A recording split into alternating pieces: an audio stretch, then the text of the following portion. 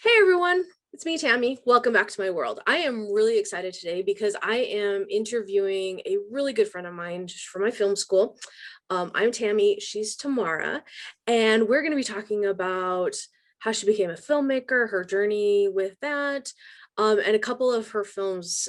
She's a great doc filmmaker, and so welcome, Tamara Perkins. Thank you, Tammy. I'm so happy to be here with you. Awesome. Well, tell me a little bit about yourself. How did you end up as a filmmaker? So I just did a talk this last week as part of a human book series with one of the colleges that I'm teaching at, and I came up with this title, or intentional tumbleweed. So Nice. for for this human book, I was trying to. They're supposed to come up with uh, some sort of title and synopsis of what your human book would be, Mhm. and so intentional tumbleweed is something that I often think about in how I've made it from one career to another, from one life goal to another. I don't feel often like I have mapped things out, Mhm. although I have been a writer and storyteller since I was a very small child, and I won my first award for poetry. My poem, "The Gravity Holder," when I was 6. So I have to say that's the one thing, writing and just loving words, and storytelling has been the one thing that's been really central to everything. But a lot of what brought me to my guess my main career as a documentary film director and producer is based on some traumatic life experiences, and finding a path to healing for myself. um, and that really kind of is at the core of all of the stories that I tell. It's there's a piece of connecting, Mhm. connecting with self, but a big part of it is addressing and dealing with and moving through trauma to healing. Okay. And so, I think we're a lot alike in that. We're about the same age, but you started having kids way later. So my kids are now having kids, and your kid is still little. But I think it's funny because we both love sci-fi. We are yeah, both, you know, um, storytellers because I'm the same way when it comes to writing and stuff. And I use my trauma in my stories as well. So I think that leads us to really kind of your first film, Life After Life. So how did you start telling that story? And tell us a little bit about it and the inspiration and that journey. right. So again, I say this intentional tumbleweed, right? So I mentioned like this sort of general pathway, right? So um, my my cousin killed herself when she Mhm. was a teenager, and I was a young adult, and we had been really close, and it was one of those events that you think I'll never recover from. Mhm. And it also is something I think this it's often said when someone goes through, and that was not the only trauma, but that was the one that I hold with me, and Right. it's a driver for me. But that, you want your life to mean something. You want it to mean Mhm. more. As a survivor, you want your life to just you want to delve into something that feels like there's purpose. And I think many of us want that anyway. Mhm. There's just a little bit more of a driver. And so when I was in my 20s, I was working in my first career was in tech and gaming. And when the bubble burst, I had this opportunity to take some time off. And I ended up going through this training with an amazing group called Cara. It was a grief and trauma kind of group counselor training. And through that, I've been doing this work for about 20 years now. I learned about the impact of yoga and mindfulness, and as a support for psychosomatic symptoms Hmm. coming up with both the children and the adults. and with myself. So, um, Mhm. this kind of thing tumbled into starting a nonprofit called Naroga, teaching yoga and mindfulness in schools and juvenile halls. And from there, being asked by the director of public health in Alameda County, which is like where Oakland, California is, to come into San Quentin State Prison and teach Wow. yoga. They were Wow. having a health fair that was actually completely organized by this group of men who were serving life sentences and just also felt like they needed to do something to give back to the other men in the prison, to have something that would actually come back to the community, to their family members, to Hmm. family of the men who were incarcerated at San Quentin. And um and i'm i'm actually i'm also a crime survivor, assault survivor. And so it was a really hard choice to make, but once I made the choice to go in and really went in with an open heart, it was so transformative. It That's was so awesome. transformative. And it was through that process of meeting, men like Noel and Harrison and Darnell, Mhm. so many of the guys that were just really part of my own transformative journey. Mhm. And also understanding like the manipulation of media. Media tells the story, and creates this deep fear, which also leads to really harmful policies and practices. And so I ended up teaching yoga at San Quentin for a number of years. But about a year after I started, uh, Noel and Darnell asked me if I would help tell their story. They had Mm. heard that I Okay. was a filmmaker, and asked me, yeah, to do that. And it was one of those situations where I didn't even think about what that meant. It was a 10-year process, but at the time I just said yes. And that's where Life After Life was born. It was a completely collaborative project and film. That's With awesome. So I saw it. It's been a few years since I saw it. That was my first introduction to you. You were sharing your film at grad school.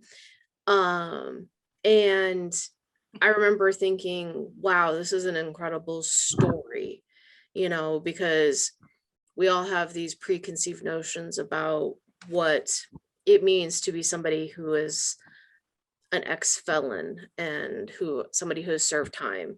There's a lot of societal uh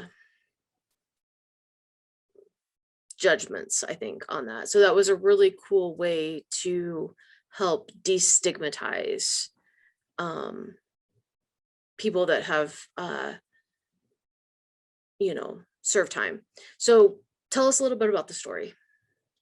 So, I mean, as you say, like even the language that we're given is, it tends to categorize folks, as opposed to, you know, sharing that this is a life experience that they've had. So, I mean, that's a part of what we're trying to do, right? Like formally incarcerated or justice involved, or, someone who has served a life sentence, or, Mhm. as you say, has served time. Because what happens is this language gets all interwoven, and suddenly someone is a felon or an inmate, or something that is more defining Mhm. them as a person than really speaking of an experience and Right. an act, right? So you know the film itself, it follows three men who were incarcerated as teenagers and spent 10, 20, and 30 years in prison. Wow. The film really looks at unaddressed childhood trauma, the impact of absence on families, and this precarious journey home. That there's the both that internal journey Mhm. um, that the men had to go on, and this external journey dealing with the world outside, which has a very specific notion of who they Right. are. And especially thinking of Harrison and Noel, who went in again at 17 and 18 years old, and came home at you know 40 and 50. right? So yeah, I mean, it's really a different world. Noel, I think at one point said, when he went into prison, they had 8-track cassettes. A lot of people don't even know what that is. Like the eight Wow. from Wow. Once Upon a Time, when you had those in your car, the big. I mean, yeah, Yeah. it's a different world. There weren't cell phones, there weren't computers. Um, Well, if you just think even in the last 5 years, let alone 30, I can't even imagine the culture shock to the system that might have uh done. So anyway, go on. yeah, no, I mean, so I think one of the things that we wanted to do is really, first of all, 10 years it took to make this film. So Noel, Harrison, and Chris all, you know, they were the ones that really made this happen. Mm, During that time, I mean, there were so many things going on for all of us, right? Obviously, Noel had a family. I had a child. Harrison graduated. There were so many things that were happening, and yet it was because of their commitment mhm, that the film was made. And people often ask me about some of the things that we included in the film, and some of the personal life events and things like that. And all of that really came down to being invited in, right. and being, in this. I think that Noel and Harrison both felt like this was, and Chris, like this was part of their. Um, it was an opportunity both for them to give back, but also for them to really support this process of introducing, not just themselves, but like the thousands and thousands of men and women who are again categorized in Right. such a way and not seen fully, right? So a lot of what they were sharing, they allowed themselves to be put in this fishbowl so that you could go on a journey and really come out of it with friends who had been through some of the childhood experiences that they had, and also um, you know maybe begin to see how they got on a path, while at the same time being very clear about their responsibility for the actions Mhm, that they took, which right. was really important to them. Right. Um, so as a documentary filmmaker, you have to, especially the films that I know that you make, um, it requires both you as a filmmaker, I think, and your subjects to get vulnerable, and tear down those walls of that everybody has up. What were some of the experiences that you had when you were filming with them? And in particular, um, the f- that picture you showed me of all 42 family members showing up, and how where that was in your process, and how do you think you got that? Well, as I mentioned, this project was transformative for me. Like I did a lot of growing, both growing up generally. I think I was around 32 or something when I started the project, and in my 40s when I ended it. So there was so much that I learned in this process. But what you're talking about is an interview that I did. This was actually early on in the Okay. making the film. It was within the first 3 years, because the first 3 years that we were filming, both Harrison and Noel were still in prison, Okay. because there's a whole that's another story. But the whole process of being released when you have a life sentence is just, it's really it's challenging, and you can even be given a date and the governor will take it, etc. So you Oh, don't know for sure when you're going to be released. um, and so uh, I guess at this point we're realizing maybe Noel's going to come home soon. Let's go. He wanted us to go visit his family. His parents were aging. Um, mhm, his children and his brother wanted to meet us. So we thought we were going to meet a few family members. And so I brought a Wow. crew with me to Stockton. That's where Noel's family is from the Bay Area, right? So, and we come and we get to his sister's house, actually.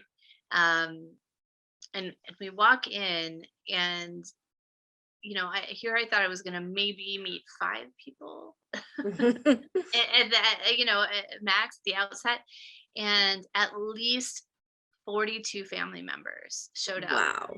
stuffed themselves into this living room so that um, they could be there to speak for their son, their father, their uncle, their nephew. It was it was the most profound experience, because I think when we talk about the impact of absence on families, Hmm. you might think of like a child or a parent, but you don't think about just the larger impact. Right. I mean, so all 42 of these family members felt like their lives were impacted, you know, Wow. That's uh, incredible. by Noel's absence. And, and they wanted him home. They wanted him home. At this point, it had already been, I think, maybe 28 years or something that he had been incarcerated. So 28 years. And again, he went in at, 17, 18 years old. Oh my gosh. Um, That's a life. When they say it's a life sentence, that is what it is. Your life passes. exactly. Wow. Exactly. And he was married when he was incarcerated. And so actually one of his sons was born during his earlier on in his incarceration, because they used to have family visits, and then family visits went away for a couple decades. They've recently started to reinstate them, but basically what that meant was that for his children, he went from being able to at least see them maybe one weekend a month or more, so that he could actually be a parent. They all could stay in this little house and he could play ball with them and, like, just be part of the parenting process, Ugh. to only being allowed, an hour to 2 hour visits. And it just basically destroyed their family, because it was a long way to drive and expensive, just to Right. to take off this time to go and spend an hour, so the Yeah. visit sort of dwindled. um, and it meant that he didn't have a lot of contact, with family, or his children for a long time. And this is again, whenever I'm talking about one person, one of the things that they really wanted to emphasize is that we're not just talking about one person. If this happens to one person, it's happening to thousands. It's happening systemically, right? Like, it's not It's often that it's just one person that's impacted by something. right. It's like you throw a pebble in the pond, that pebble is that one person, but the ripple effect Yeah, goes on and on and on. Wow. exactly. Well, this explains a lot about what I know about you and your passion for justice, which kind of brings me to your next film that you're working on. What are you currently calling Clarissa's Journey, or are we calling it something else? I can't remember what Yeah. So I have two films in two post films. right now. One is a completely different kind of film that's related, definitely Mhm. related, but it's a different film. It's called Clarissa's Battle. Battle, that's right. And yes, it's following this incredible social warrior and single mom, Clarissa Delthard, who is the executive director of Parents Voices Oakland. She is just incredible, inspiring.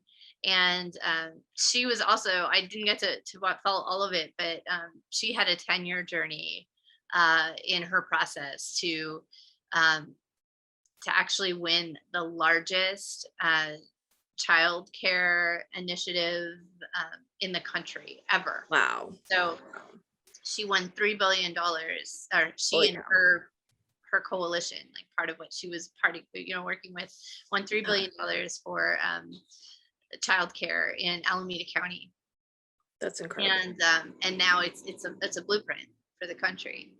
And a lot of what we want to show is the importance of grassroots work, the importance of parents getting involved, the importance of all the work that comes before our government starts to listen, right?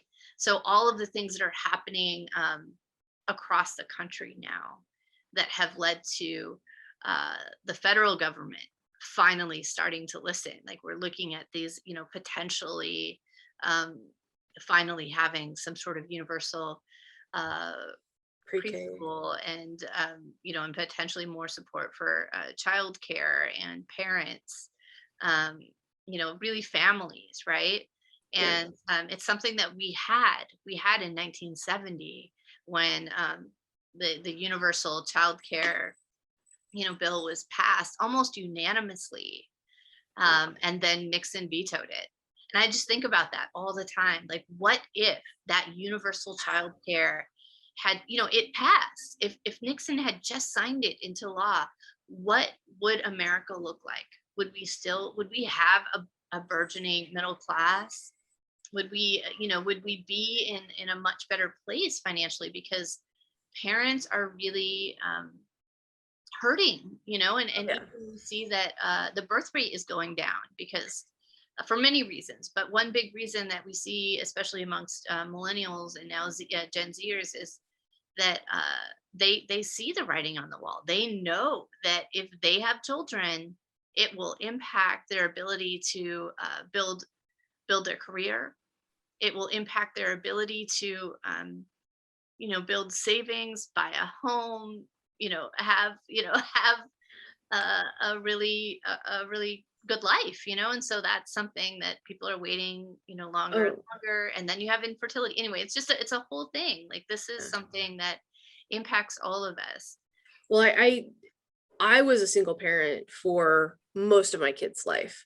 Um, and so it would have greatly helped me, my mom was a single parent, so now we're talking about generational um Yeah. things that could have been, I um I'm one of those latchkey kids. I grew up, I don't know about you, but like my mom was in school, she was working two jobs. It was just like, this is what we do because there's no choice, and in childcare is too expensive. And I know when I was trying to, when I was first married and we had babies, that it was just like I couldn't afford to work because it cost more to put them into daycare than I was actually making. So it's just like it makes it impossible, really, and now I look at my son and his wife, and they have two kids, and it's just like, how are they going to now go forward? Now we're post COVID, or well, slightly post COVID. You know, um, we live in a country where it's so divided that, you know, one of my pet peeves is the conservatives saying, "Hey, we support family values," but then not actually supporting the family. That just drives me absolutely batty.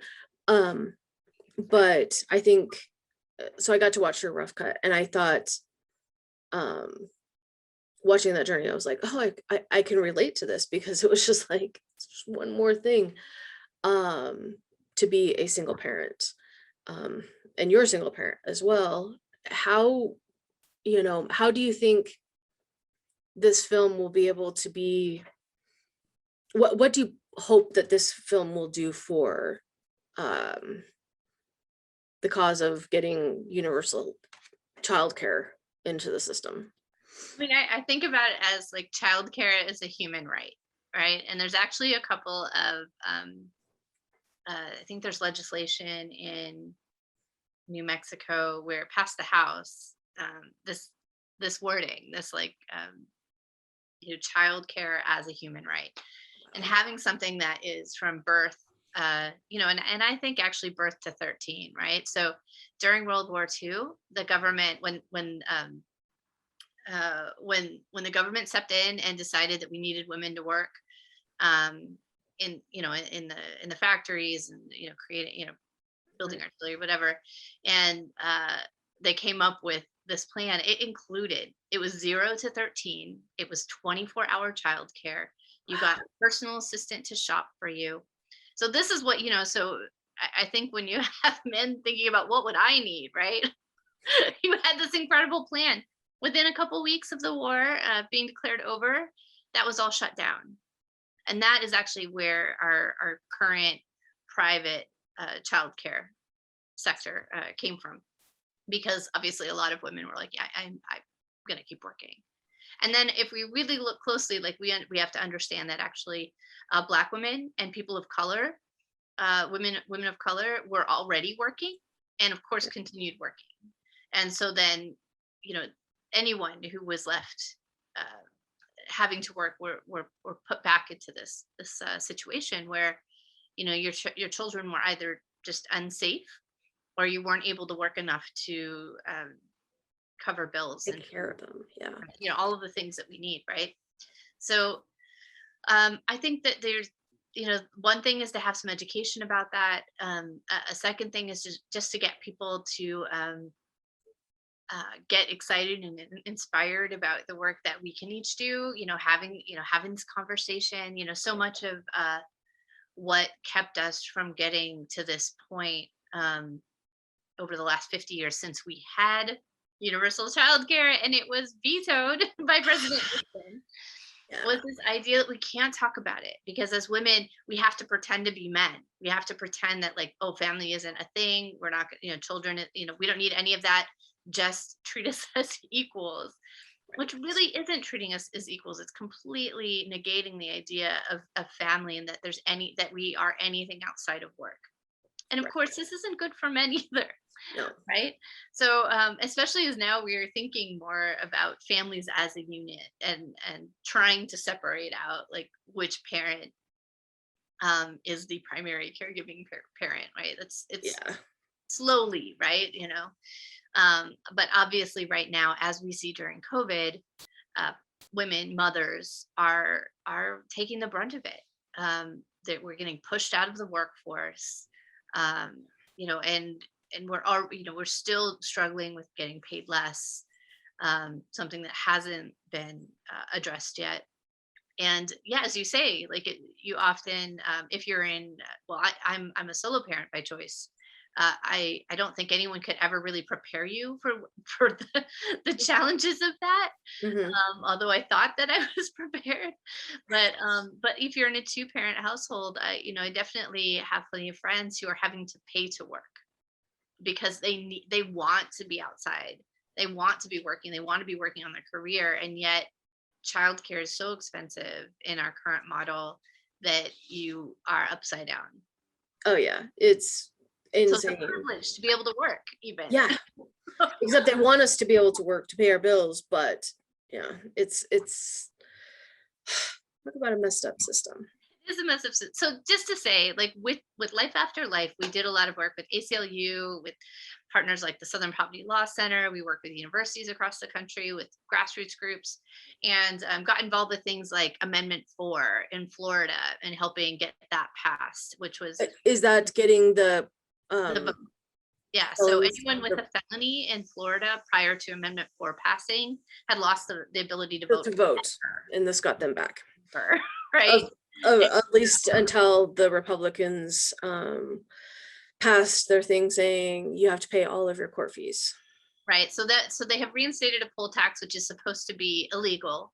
So there's a lot of fights still happening about that. But Yeah. at least there was a big thing, that a big shift that happened in just passing Amendment 4. So what we're seeing is that there's a will, you know, of the people, but the Republican power players are still blocking in many ways, as you say. But this is something that, you know, fighting for education support in prison and post incarceration, you know, different things that we got involved in. So I feel like the same thing will happen with Clarissa's battle, you know, being supportive of grassroots movements across the country, of seeing the larger picture nationally, working with partners like ACLU and others. There's a whole ECE network, the Early Childhood Education Network, of hundreds of grassroots organizations across the country. So I both want this to be just a fun and entertaining film because Clarissa is funny and amazing and wonderful and just Yeah. a lovely person to go on a journey with. And it's the story itself will be supportive of inspiring these movements and work happening across the country. Well, I certainly hope so. Um, and then you've got one other film that you are working on, and I don't know enough about this one to. Right. Yeah. So Rebound is in some ways a follow up to Life After Life. So Life Okay. After Life, while Noel, Harrison, and Chris are the main characters, subjects in the film. Mhm. To me, it's a family film because it included their parents, their mothers, their spouses, their children. And so women were involved, but the one focus we didn't look at was women who had been incarcerated. And Mm. so Rebound is really it's kind of connected in Project Rebound, which is Okay. the program that Harrison was involved in that helped him to get through school, Oh, get okay. his 4-year degree. So they have a whole network around supporting formerly incarcerated individuals in finishing their 4-year degree and going on higher education. So um, I was in, I've been involved with them for many, many years. And Mm. some of the folks that were involved in doing outreach work with Life After Life were interested in, again, telling their story. And so Rebound really looks at um, justice involved women, formerly incarcerated women, involved in higher education, that Okay. are both working on their own healing, but also um, fighting to bring attention to the unique impacts of incarceration on women. And it really looks at how, you know, these women in the film have found um, healing and hope through sisterhood, service, and Mm. education. So Oh, that's awesome. I can't wait to see that one. Um, so me as your, interviewer, I would say that your focus on, at least when it comes to your documentary filmmaking, is about telling stories that, well, they're a microcosm of a more universal story, that and helping people learn about people who are on a different journey, I think. That and the hopefully with the end goal that they're surpassing where things are. I mean, stories are connections, right? Yeah. Like through stories we learn, and hopefully we we heal, we're inspired, we're sometimes moved to do something different or see something differently. I think I've told you the story of one of my early experiences. I think I was probably also around 6. I met this incredible woman named Ava Kaur. And Okay. so Ava Kaur is a Holocaust survivor, and she was a twin. Oh, And she actually sadly just died last year. She oh. was close to 90. And she really spent her life telling her story as as her own, like a process of her own healing, but also helping others to heal and connect. And one of the things she was known for is that she was all about forgiveness. A Mm, lot of people did not like that, obviously. right. She was a Holocaust survivor. She was experimented on as a twin. Um, and she went to the Nuremberg trials and hugged um, one of the Wow. Nazi officers. And I mean, so there's films about her, etc. But she just happened to be my neighbor where Oh, I was wow. growing up in Terre Haute, Indiana, and just an incredible lady. It's just the amount of joy and like uh, hope and promise that she just carried around with her. It was so amazing, and she was a great storyteller. Mhm. And I was just so inspired. I mean, obviously, I also was just, as a young person, like to realize that that humanity is capable of such horrific Yes. terror and just the the horror of the acts that she survived, and to come out of it with this focus on forgiveness Yeah. of of just really trying to see each other, you know. Yeah. um I don't know, like, it's never left me. It just has never left me, and that I That's- think that's what I hope that my story, even my science fiction, which you've seen my science fiction yeah. stories, and I want to do more of that. I want to do more of fiction and science fiction with a focus on these kinds of stories that help us to again go on a journey with someone and maybe see something from either see ourselves in the story or learn something, Right. about ourselves or Hold that mirror up to society and say, this is where we're at. We can choose to, you know, be stuck or we can move forward. So, well, Tamara, I am thrilled that you were able to join me today on my channel. I will post links where you can actually see Tamara's films and her other social media. And thank you so much. I hope you enjoyed this uh, little foray into my world. Thanks for joining me. thank you Bye so bye. much, Amy. It's always a pleasure.